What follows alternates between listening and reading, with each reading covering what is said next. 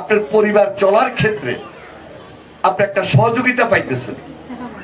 আমি সেদিন পার্লামেন্টে বক্তৃতা দিচ্ছি যে কুশাখালী ইউনিয়নে 2500 টাকা একটা ফ্যামিলি কার্ড একটা পরিবার পাইতেছে। তো আমি উপকারভোগী আমার এক মাকে জিজ্ঞেস করলাম 2500 টাকা দিয়ে কি করবেন? তো বলতেছে আমার একটা ছেলে একটা মেয়ে 500 1000 টাকা তাদের স্কুলে যাতায়াতের জন্য অথবা তাদের টিফিনের জন্য আমি দিব বরাদ্দ রেখেছি 2500 টাকার মধ্যে। আর 1000 টাকা আমার টোটাল পরিবারের সাপোর্টের জন্য, সহযোগিতার জন্য 1000 টাকা খরচ করি, আরো 500 টাকা সঞ্চয় করব। সময় ছিল না বলি পার্লামেন্টে ওটা বলতে পারি নাই। না, আরেকটা লাইন বাকি ছিল যে 500 টাকা সঞ্চয় করবে, এই 500 টাকা 6 মাসে কত হয় সঞ্চয় করলে? 3000 টাকা। তিনি বলছে 3000 টাকা দিয়ে হাঁস মুরগির খামার করবে।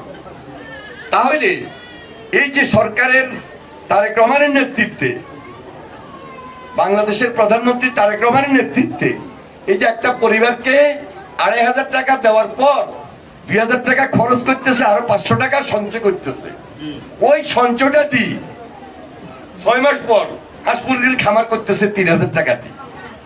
তাহলে এই টাকাটা একটা ইনভেস্ট হলো না? পুঁজি খাটানো হলো না?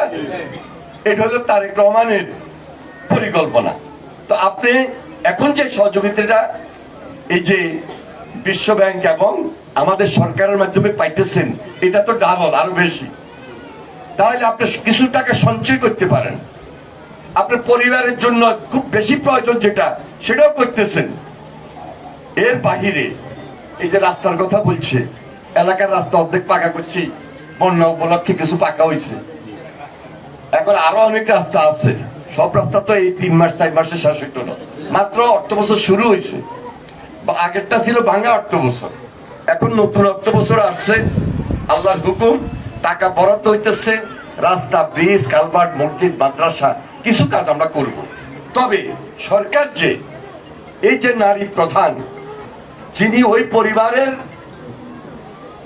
নারী প্রধান, ওই পরিবার প্রধান, আমরা যে আমাদের নারী উন্নয়নে নারী বান্ধব হিসাবে যে দায়িত্বটুকু নিয়ে সরকার কাজ করতেছে, একমাত্র কারণ হইল একজন মা, তিনি যদি এই সাপোর্টটা পান, তিনি যদি সচেতন থাকেন, তিনি যদি তার পরিবারটাকে নিয়ন্ত্রণ করতে পারেন বা করান, ওটা তো আমরা সবাই আছি। তারপরও সরকারের এই সহযোগিতার কারণে তার ছেলে, তার মেয়েটা যদি শিক্ষায় শিক্ষিত হয়, পুরা জাতিটা শিক্ষিত হবে না? তাহলে এই টাকাটাও ইনভেস্ট।